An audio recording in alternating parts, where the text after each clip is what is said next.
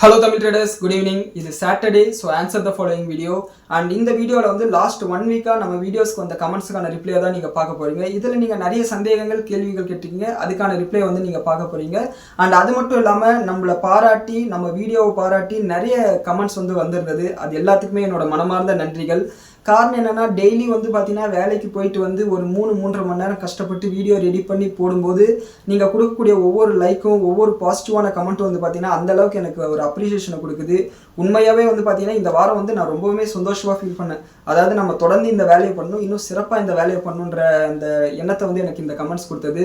Once again அதுக்கு வந்து பார்த்தீங்கன்னா நான் தேங்க்யூ சொல்லிக்கிறேன். அண்ட் வீடியோக்குள்ளே போகிறதுக்கு முன்னாடி வந்து பார்த்தீங்கன்னா இந்த இஸ்ரேல் ஈரான் பிரச்சனை நடந்துட்டு இருக்கு. அதன் காரணமாக நம்மளோட மார்க்கெட்ஸ் பெரிய அளவில் விழுந்துட்டு இருக்கு. அது நம்ம எல்லாருக்குமே தெரிஞ்ச விஷயம் தான். ஆனால் நேற்று நைட்ல இருந்து பார்த்தீங்கன்னா இந்த அட்டாக்ஸ் வந்து வேற லெவலுக்கு போயிடுச்சு. போர் வந்து அடுத்த கட்டத்துக்கு போயிடுச்சுன்னு சொல்லலாம். அதாவது இன்னைக்கு காலையில் வந்து பார்த்தீங்கன்னா ஈரானில் இருக்கக்கூடிய 2 ஸ்டீல் பிளான்ட்டை இஸ்ரேல் வந்து குண்டு போட்டு தகர்த்துருக்காங்க, கம்ப்ளீட்டாக டெமாலிஷ் பண்ணியிருக்காங்க. அண்ட் அது மட்டும் இல்லாமல் ஈரானோட இன்னொரு ப்ராக்சியான ஹவுதீஸ் வந்து பார்த்தீங்கன்னா போருக்கு வந்து நாங்களும் வரோம், இது நாள் வரையும் ஸ்டேட் ஆஃப் ஹார்மஸ்ல மட்டும்தான் கப்பல் போக வந்தது, இனிமேல் ரெட் சீலையும் கப்பல் போகாதுன்னு சொல்லியிருக்காங்க. அண்ட் அது மட்டும் இல்லாமல் நம்மளோட பிரைம் மினிஸ்டர் வந்து சவுதி பிரின்ஸ் கிட்ட பேசியிருக்காங்க, ஈரான் வந்து பாகிஸ்தானோட பிரைம் மினிஸ்டர் கிட்ட பேசியிருக்காங்க. இப்படி நிறைய அப்டேட்ஸ் இருக்குது.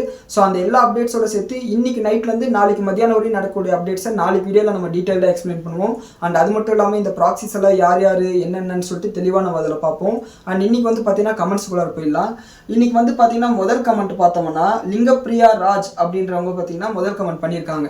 இதில் அவங்க என்ன கேட்டிருக்காங்கன்னா, கோல்டு இன்னும் குறையுமா ப்ரோ, இப்போ வாங்கலாமான்னு கேட்டிருக்காங்க. சிஸ்டர், ரொம்ப சிம்பிள். கோல்டு எதனால் குறையுதுன்னு முதல்ல நீங்கள் புரிஞ்சுக்கிட்டீங்கன்னா இப்போ வாங்கலாமா வேணாமா எப்போ வாங்கணுன்றது நீங்களே வந்து கெஸ் பண்ணிடுவீங்க. முதல்ல பேசிக்ஸை புரிஞ்சுக்கோங்க. அதாவது எப்பெல்லாம் டாலர் வீக் ஆகுதோ அப்போ வந்து உலகத்தில் இருக்கக்கூடிய இன்வெஸ்டர்ஸ் வந்து அதுக்கு பதிலாக கோல்டில் வந்து இன்வெஸ்ட் பண்ண ஆரம்பிப்பாங்க. இதுதான் வந்து பார்த்தீங்கன்னா பேசிக் கான்செப்ட். இத்தனை நாள் வரையும் வந்து பார்த்தீங்கன்னா டீலாலரைசேஷனாக இருக்கட்டும், அமெரிக்கா வந்து பார்த்தீங்கன்னா உலக நாடுகள் மேலே டேரிஃப் போட்டதாக இருக்கட்டும், ரஷ்யாவோட ரூபேல் வந்து பார்த்தீங்கன்னா அக்செப்ட் பண்ண மாட்டோம்னு சொன்னது, ரஷ்யாவோட கரன்சிஸை வந்து பார்த்தீங்கன்னா ஃப்ரீஸ் பண்ணது, இந்த மாதிரி நிறைய காரணங்கள்னால டாலர் மேலே இருந்த நம்பிக்கை வந்து போயிடுச்சு. அதனால் உலக நாடுகள் வந்து தங்கத்தின் பக்கம் வந்து போக ஆரம்பித்தாங்க. ஆனால் இந்த போர் ஆரம்பிச்சதுக்கப்புறம் க்ரூட் ஆயிலோட விலை $60 $120 வரையும் போயிடுச்சு. இப்போ $100-110 பக்கத்தில் ட்ரேட் ஆகிட்டு இருக்கு.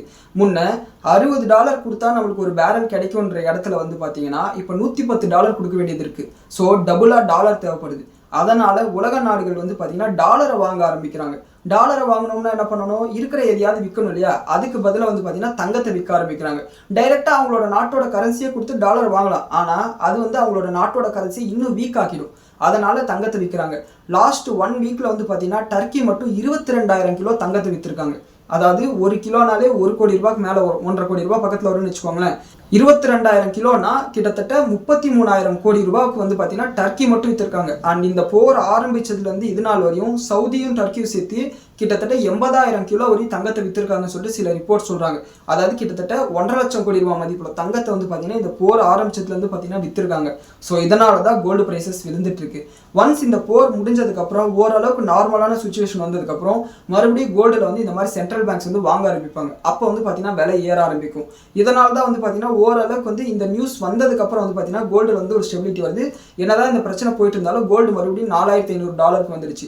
நம்ம கோல்டை வாங்கலாமான்னு கேட்டிங்கன்னா நீங்கள் வந்து கோல்டை வந்து படிப்படியாக வாங்க ஆரம்பிக்கலாம்னு சொல்லிட்டு நான் சொல்லுவேன். காரணம் என்னென்னா, நம்மளோட இந்திய ரூபா வந்து பார்த்தீங்கன்னா இந்த போர் ஆரம்பிக்கும் போது 90-91 அந்த ரேஞ்சில் இருந்தது. சரிங்களா, நம்மளோட பட்ஜெட் அப்போ கூட 91-92 அந்த ரேஞ்சில் இருந்தது. இந்த ஒரு மாதத்துலேயே வந்து பார்த்தீங்கன்னா $2 டிப்ரிஷியேட் ஆயிடுச்சு. லாஸ்ட் 1 இயரில் வந்து பார்த்தீங்கன்னா கிட்டத்தட்ட $8 அளவுக்கு நம்மளோட இந்தியன் ரூபி வந்து டிப்ரிஷியேட் ஆயிடுச்சு. ஸோ எப்பப்பெல்லாம் நம்மளோட இந்தியன் ரூபி டிப்ரிஷியேட் ஆகுதோ அது அடிஷ்னலாக நம்மளுக்கு கோல்டு ப்ரைஸஸில் வந்து பார்த்தீங்கன்னா ஒரு பெனிஃபிட்டை கொடுக்கும். ஸோ இந்த ப்ரைஸே வந்து பார்த்தீங்கன்னா கோல்டு வாங்குறதுக்கு ஒரு கரெக்டான ப்ரைஸ் தான்.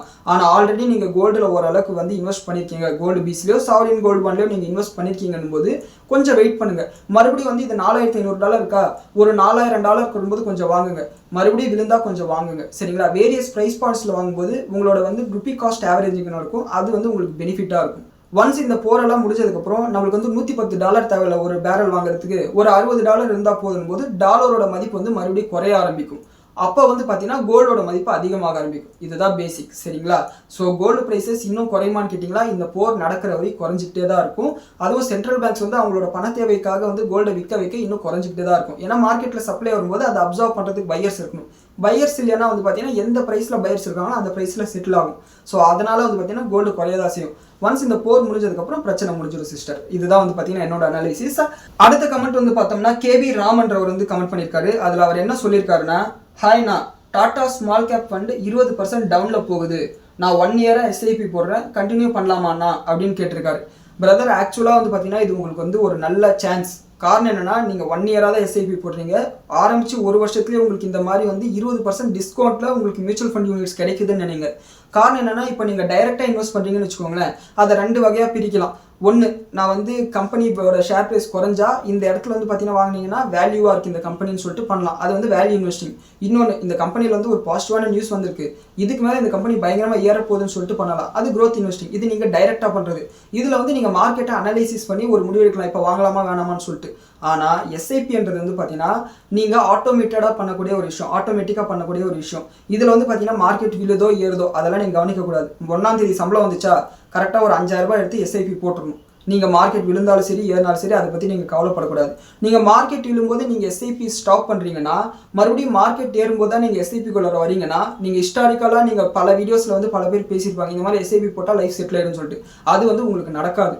காரணம் என்னென்னா, உங்களுக்கு கம்மியான யூனிட்ஸ் கிடைக்கும்போது நீங்கள் வாங்கலை, சீப்பாக கிடைக்கும்போது வாங்கலை. இப்போ 1 லிட்டர் தண்ணி பாட்டில் வந்து பார்த்தீங்கன்னா 20 ரூபா, அது 10 ரூபா கிடைக்குதுன்னா நீங்கள் வாங்கலை. ஒருவேளை 10 ரூபா கொடுக்குறாங்கன்னா இந்த பாட்டில் வந்து பழைய பாட்டிலாக இருக்குமோ அப்படின்னு சொல்லிட்டு நீங்கள் வாங்காமல் விட்டுட்டீங்க. ஆனால் மறுபடியும் வந்து பார்த்தீங்கன்னா அது 20 ரூபா கிடைக்கும் போது நீங்கள் போய் வாங்குறீங்கன்னா 10 ரூபா உங்களுக்கு நஷ்டம், சரிங்களா? அந்த மாதிரி தான் கணக்கு. ஸோ நீங்கள் ஆக்டிவாக இன்வெஸ்ட் பண்ணுறதுல வந்து நீங்கள் யோசிக்கலாம், இப்போ வாங்கலாமா வேணாமான்னு சொல்லிட்டு. நீங்கள் பேசிவாக இன்வெஸ்ட் பண்ணும்போது இதெல்லாம் யோசிக்கிறதால நீங்கள் எஸ்ஐபி கண்டினியூ பண்ணுங்கள். மார்க்கெட் விழுந்தாலும் பயப்படாதீங்க. லாங் ரன்னில் இந்த பிரச்சனையெல்லாம் முடிஞ்சதுக்கப்புறம் கவர்மெண்ட் என்ன பண்ணுன்னா, மக்கள்கிட்ட பணமே இல்லை, பொருளாதாரம் வந்து சுணுக்கம், அதாவது ரிசெஷன் ஏற்பட்டிருக்கு. அதனால் நம்ம என்ன பண்ணணும், இன்ட்ரெஸ்ட் ரேட்டை குறைக்கணும். இன்ட்ரெஸ்ட் ரேட்டை குறைச்சாதான் மறுபடியும் எக்கனாமி பூம் ஆகும்னு சொல்லிட்டு நம்மளோட ரிசர்வ் பேங்காக இருக்கட்டும், அமெரிக்கன் ஃபெடரல் ரிசர்வாக இருக்கட்டும், இவங்கெல்லாம் வந்து இன்ட்ரெஸ்ட் ரேட்டை குறைக்க ஆரம்பிப்பாங்க. அப்போ வந்து பார்த்தீங்கன்னா இந்த மாதிரி ஸ்மால் கேப் கம்பெனிஸ் எல்லாம் வந்து பார்த்தீங்கன்னா நல்லா பர்ஃபார்ம் பண்ணும். இன்னொரு நல்ல விஷயம் என்னன்னா, நீங்கள் இண்டிவிஜுவல் ஸ்மால் கேப் கம்பெனியில் இன்வெஸ்ட் பண்ணல, அது வந்து ஒரு நல்ல விஷயம். நீங்கள் வந்து பார்த்தீங்கன்னா ஒரு மியூச்சுவல் ஃபண்டில் போட்டிருக்கீங்க. ஸோ அதனால வந்து ஆட்டோமேட்டிக்காக அவங்களே ரிஸ்க்கை டைவர்சிஃபை பண்ணியிருப்பாங்க. ஒரு கம்பெனி வீணாக போனால் கூட மற்ற கம்பெனிஸ் உங்களோட ஓவரால் இன்வெஸ்ட்மெண்ட்டை காப்பாற்றிடும். ஸோ தைரியமாக நீங்கள் கண்டினியூ பண்ணுங்கள். மார்க்கெட் விழுதுன்னு சொல்லிட்டு உங்களோட எஸ்ஐபியை நிறுத்தாதீங்க. அது ஸ்மால் கேப்பாக இருக்கட்டும், மிட் கேப்பாக இருக்கட்டும், லார்ஜ் கேப்பாக இருக்கட்டும், இல்லை நிஃப்டி பீஸாக இருக்கட்டும், கோல்டு பீஸாக இருக்கட்டும், நீங்கள் எஸ்ஐபியில் பண்ணுறதா இருந்தால் நிறுத்த வேணாம். நீங்கள் லம்சமாக வந்து பார்த்தீங்கன்னா இப்போ போட்டு ஒரு 10% 20% கிடைக்குமான்னு கேட்டிங்கன்னா இப்போதைக்கு போடாதீங்க. எஸ்ஐபினா கண்டினியூ பண்ணுங்கள். இதுதான் என்னோட அட்வைஸ் பிரதர். அண்ட் அடுத்த கமெண்ட் வந்து பார்த்தோம்னா, சங்கர் சுப்பு ஏன் இவ்வளோ நேரம் ப்ரோ அப்படின்னு கேட்டிருக்காரு. அது என்னன்னா, அன்றைக்கி வந்து பார்த்தீங்கன்னா வேலை ரொம்ப நேரம் இருந்தது. அந்த வேலையிலேருந்து நான் வந்ததே வந்து பார்த்தீங்கன்னா 9 மணிக்கு தான் வந்தேன். ஸோ அதுக்கப்புறம் வீடியோ ரெக்கார்ட் பண்ணி அதை எடிட் பண்ணி போடுறதுக்குள்ள 12 மணி தாட்டிடுச்சு. அதாவது அடுத்த நாள் விடியற் காலையில் தான் நான் போடுறேன். ஸோ அதனால் வந்து பார்த்தீங்கன்னா அவர் வந்து அந்த கமெண்ட் பண்ணியிருந்தாரு. அதனால தான் பிரதர் லேட் ஆகிடுச்சு. அடுத்த கமெண்ட் வந்து பார்த்தோம்னா லிங்கப்பிரியா ராஜ்ன்றவங்க தான் கமெண்ட் பண்ணியிருக்காங்க. அதில் அவங்க என்ன கேட்டிருக்காங்கன்னா, RUSCA pro great analysis on every aspect of market அப்படின்னு கேட்டிருக்காங்க. அக்கா, நான் சிஏ கிடையாது, நான் வந்து பார்த்தீங்கன்னா research analyst, NISM certified research analyst. And என்னோட அனாலிசிஸ் வந்து பார்த்தீங்கன்னா பேசிக்கலாக எனக்கு 2015 மார்க்கெட்டில் எக்ஸ்பீரியன்ஸ் இருக்குது. ஸோ 2015 நான் ஏகப்பட்ட கிரைசிஸை வந்து மார்க்கெட்டில் நான் பார்த்துருக்கேன். 2016 நம்மளோட மார்க்கெட்டில் நம்மளோட இந்தியன் கரன்சி வந்து டிமானிட்டைசேஷன் பண்ணாங்க. அதனால் நம்மளோட மார்க்கெட் கரெக்டாச்சு. அண்ட் 2018 வந்து பார்த்தீங்கன்னா ஹவுசிங் ஃபைனான்ஸ் கிரைசிஸ், IL&FS இருக்கு இல்லையா, அது வந்து திவாலாச்சு. அதனால் ஒரு கிரைசிஸ் வந்தது. 2020 கோவிட் கிரைசிஸ் வந்தது. 2022 மறுபடியும் சென்ட்ரல் பேங்க்ஸ் எல்லாம் வட்டி விகிதத்தை ஏற்றுனாங்க. அதனால் வந்து மார்க்கெட் விழுந்தது. மறுபடியும் வந்து பார்த்தீங்கன்னா அதெல்லாம் ரிகவர் ஆகிட்டு வரும்போது ட்ரம்ப் உள்ள வந்து ஆட்டத்தை கலைச்சாரு. அதனால் வந்து பார்த்தீங்கன்னா கிரைசிஸ் லாஸ்ட் 1 இயராக நீங்கள் எல்லாருமே பார்த்துருப்பீங்க. இப்போ வந்து பார்த்தீங்கன்னா இந்த இஸ்ரேல் ஈரான் பிரச்சனை, நான் மறுபடியும் சொல்கிறேன், இந்த 6 மாதத்தில் வந்து பார்த்தீங்கன்னா இந்த இஸ்ரேல் ஈரான் பிரச்சனை சரியாயிட்டு மார்க்கெட் மறுபடியும் நல்லா ஆகிடும்னு சொல்லிட்டு நான் நம்புகிறேன். ஸோ என்ன நடக்குதுன்னு சொல்லிட்டு பார்ப்போம். பேசிக்கலி என்னோட அனாலிசிஸ் வந்து என்னோட எக்ஸ்பீரியன்ஸ்னால எனக்கு நான் பண்ணக்கூடிய அனாலிசிஸ் தான். நான் 100% கரெக்டாக இருப்பேன்னு சொல்லிட்டு நான் சொல்ல மாட்டேன். நான் பண்ணுற அனாலிசிஸ் வந்து அகேன்ஸ்டாக போகிறதுக்கு வாய்ப்பு இருக்குது, சரிங்களா? இதுதான்க்கா. அண்ட் அடுத்த கமெண்ட் வந்து பார்த்தீங்கன்னா கீர்த்தி சாம் அப்படின்றவங்க வந்து கமெண்ட் பண்ணியிருக்காங்க. இதில் வந்து அவங்க என்ன கேட்டிருக்காங்கன்னா, ஏதாவது ஒரு ETF வந்து எங்களுக்கு சஜஸ்ட் பண்ணுங்கன்ற மாதிரி கேட்டிருக்காங்க. அதாவது இப்போதைக்கு வந்து பார்த்தீங்கன்னா நீங்கள் ETFஸில் தாராளமாக இன்வெஸ்ட் பண்ணலாம். ITBs இருக்குது. ITBs வந்து பார்த்தீங்கன்னா 48 ரூபா இருந்தது, இப்போ 32 ரூபாயில் இருக்குது. நான் ITBஸில் இன்வெஸ்ட் பண்ணியிருக்கேன், சரிங்களா? ITBs வந்து பார்த்தீங்கன்னா பயங்கரமாக அடிச்சிருக்காங்க. நீங்கள் சார்ட்டில் பார்க்கும்போது 48 ரூபான்ற மாதிரி இருக்கும். ஆனால் இடைப்பட்ட காலத்தில் வந்து டிவிடெண்ட் எல்லாம் கொடுத்துருப்பாங்களா, அது எல்லாத்தையும் சேர்த்துனீங்கன்னா கிட்டத்தட்ட வந்து 2% கணக்கு போட்டிங்கன்னா கூட கிட்டத்தட்ட 50 ரூபா 52 ரூபா பக்கத்தில் இருக்கும். ஏன்னா வந்து ஐடி கம்பெனி வந்து பார்த்தீங்கன்னா லாஸ்ட் ஒரு 2 வருஷமாகவே வந்து பார்த்தீங்கன்னா அண்டர் பர்ஃபார்ம் தான் பண்ணிட்டு இருக்கு. ஐடி பீஸ், அதுக்கப்புறம் ஃபார்மா கம்பெனியில் நீங்கள் இன்வெஸ்ட் பண்ணிங்கன்னா ஃபார்மா பீஸ் இருக்குது. பேங்க் நிஃப்டி 20% பக்கத்தில் கிராஷ் ஆகிடுச்சு. அண்ட் நிஃப்டி பீஸ் இருக்குது, அது வந்து ஒரு 12% பக்கத்தில் கிராஷ் ஆகிருக்கு. அதே மாதிரி பார்த்தீங்கன்னா மோத்திலால் ஆஸ்வாலோட டிஃபென்ஸ் கம்பெனிஸோட ETF இருக்குது. ஸோ இந்த மாதிரி நிறைய ETFs இருக்குது. அப்புறம் சில்வர் அண்ட் கோல்டு ETFs இருக்குது. இதெல்லாம் தான் ETFs. ஆனால் இப்போதைக்கு வந்து பார்த்தீங்கன்னா மொமெண்டத்தில் வந்து எதுவுமே கிடையாது. மார்க்கெட் ரிகவர் ஆகணும்னு சொல்லிட்டு ஒரு சிக்னல் கிடைச்சாதான் நம்ம வந்து பார்த்தீங்கன்னா ஷார்ட் டேர்மில் லாபம் பார்க்க முடியும்.